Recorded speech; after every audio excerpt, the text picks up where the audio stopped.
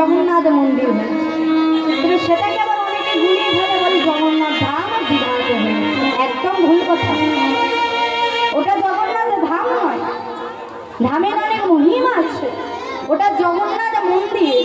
হ্যাঁ, আমাদের প্রাক্তন মুখ্যমন্ত্রী ওই মন্দিরটা করে গিয়েছেন, ভালো কথা, কিন্তু ভুল করে ওই ধামের সাথে, পুরী ধামের সাথে জগন্নাথ মন্দিরকে গুলিয়ে ফেলবে না। কেন?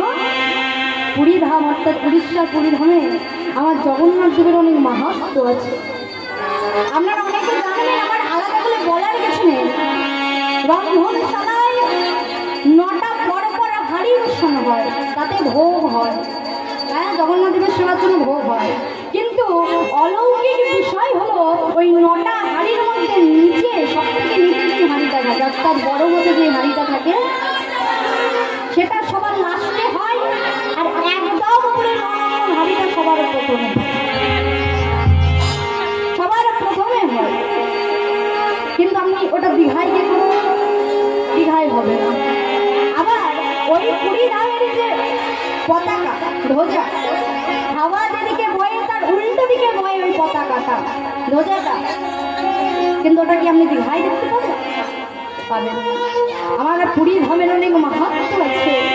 শুধু তা নয়, জগন্নাথ দেবের রথের সাথে আমাদের প্রত্যেকের জীবনে অর্থাৎ দেহের মিল আছে। জগন্নাথ দেবের কটি চাকা? কটি চাকা? 16টি চাকা।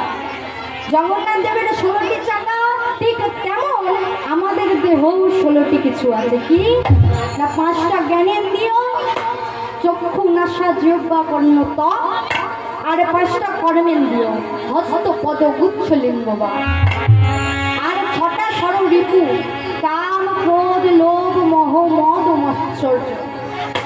তাহলে 5টা জ্ঞানেন্দ্রিয়, 5টা কর্মেন্দ্রিয়, 5 5 10, আর 6টা ষড়রিপু, তাহলে 10 আর 6 16।